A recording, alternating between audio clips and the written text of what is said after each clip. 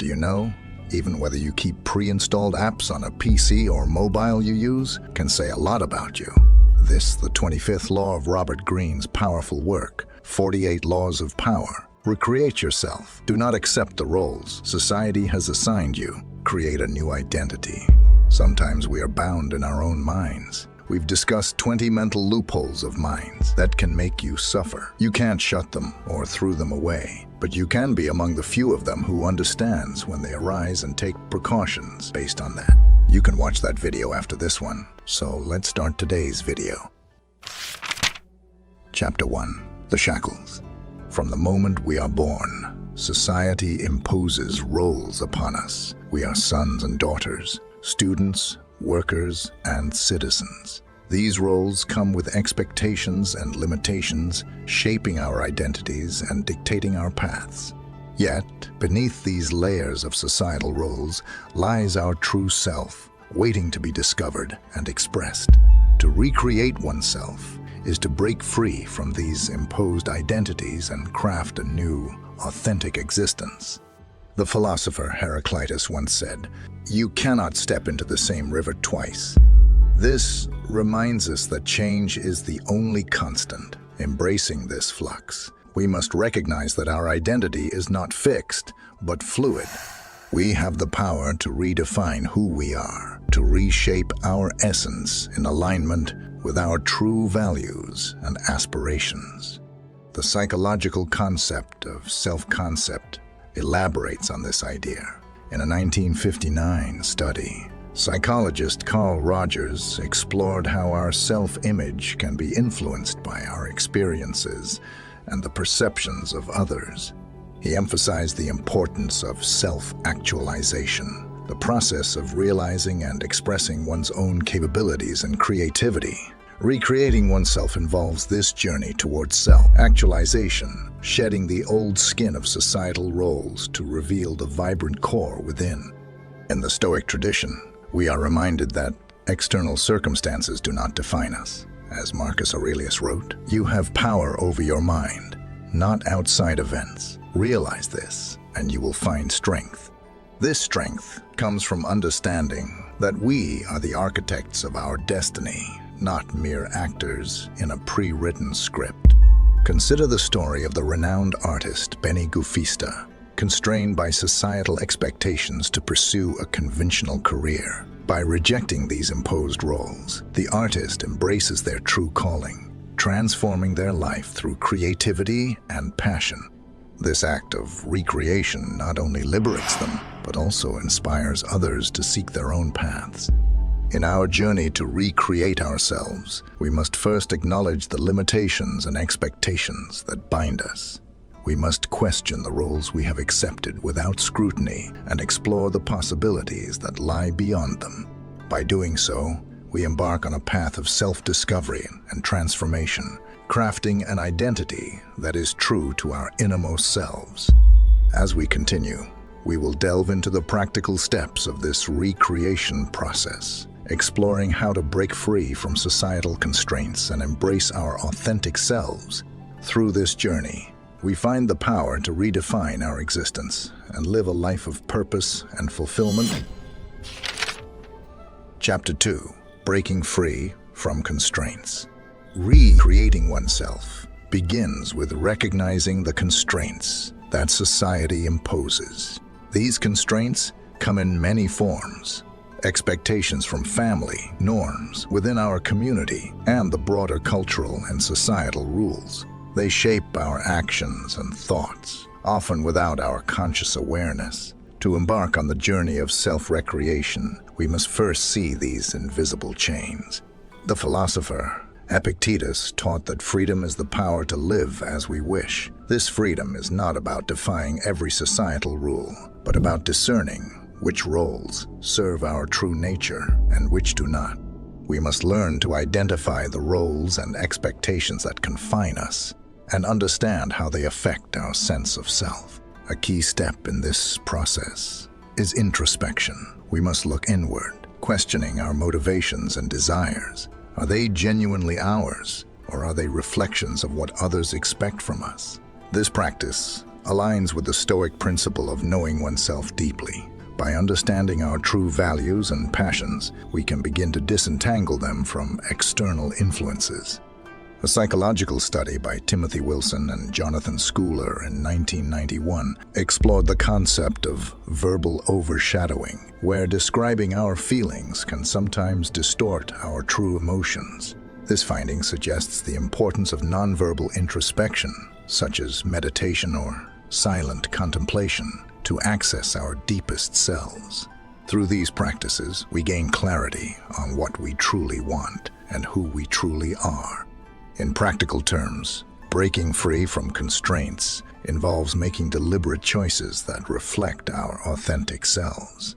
It may mean pursuing a career that aligns with our passions rather than societal expectations, or choosing relationships that nurture our true nature. These decisions require courage and a willingness to face the discomfort of change. Consider the story of a corporate professional who feels unfulfilled in their high-paying job.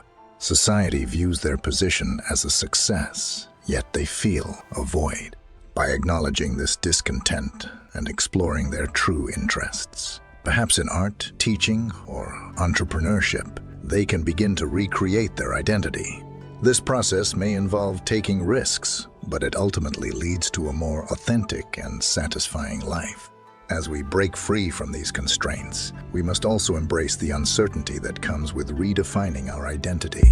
The Stoic acceptance of what we cannot control helps here. We focus on our actions and choices, understanding that external approval is transient and often misleading.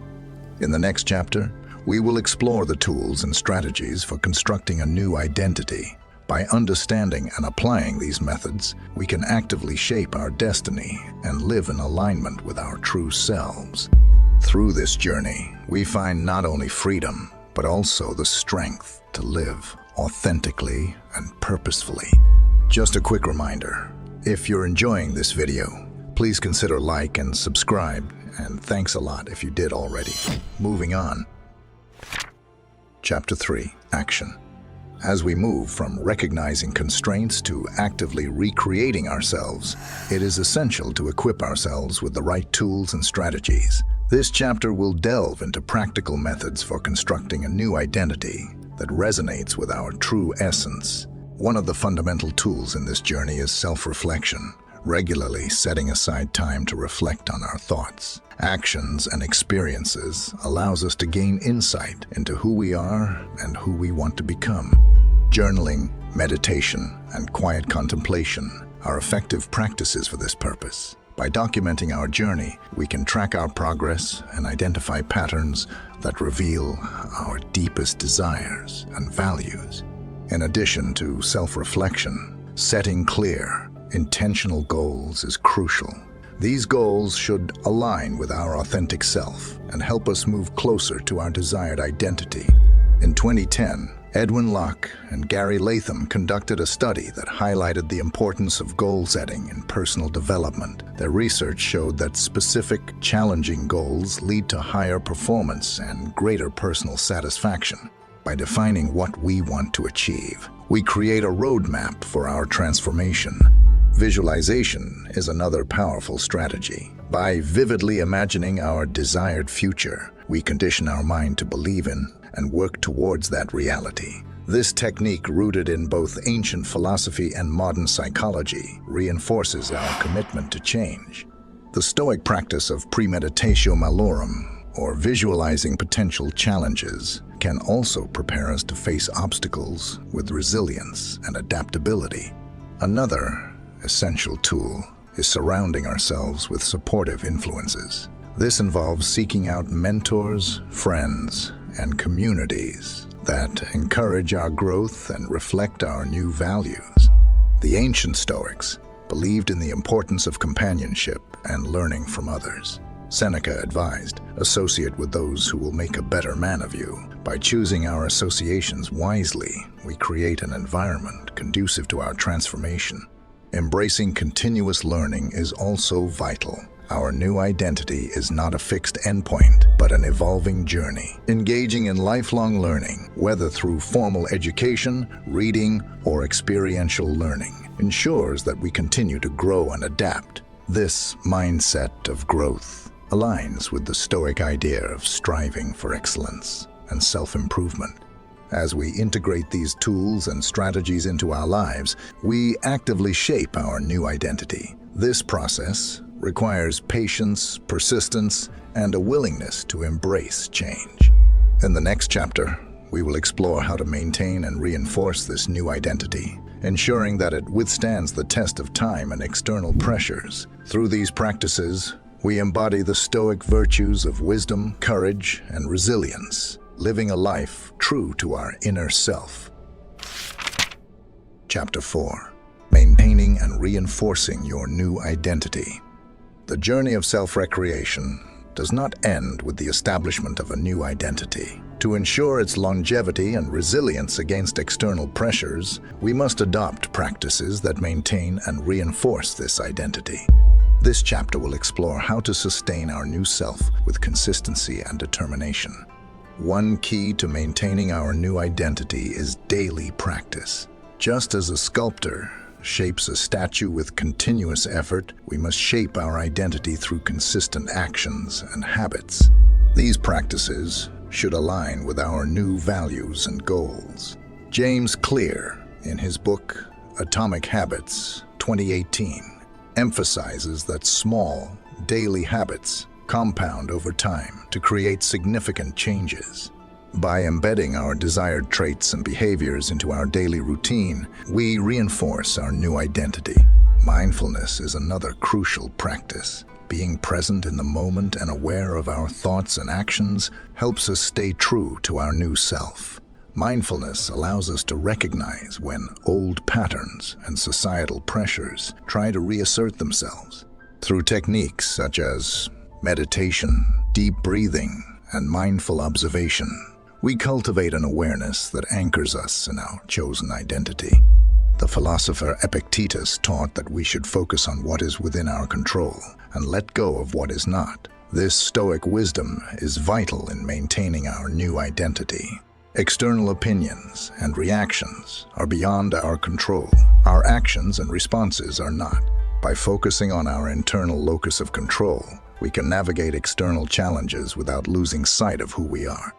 Resilience is another essential component. The path of self-recreation is fraught with obstacles and setbacks. How we respond to these challenges defines our success. Psychological studies, such as the work by Martin Seligman on positive psychology, 2002, highlight the importance of resilience and a growth mindset. By viewing setbacks as opportunities for learning and growth, we strengthen our resolve and commitment to our new identity. Support systems play a vital role in reinforcing our new self. Engaging with communities and individuals who share our values and support our journey provides encouragement and accountability. Whether through mentors, support groups, or like-minded friends, these relationships offer guidance and motivation. They remind us of our goals and help us stay on course when faced with doubt or adversity. Periodic self-assessment is also crucial. Regularly evaluating our progress ensures that we remain aligned with our goals and values.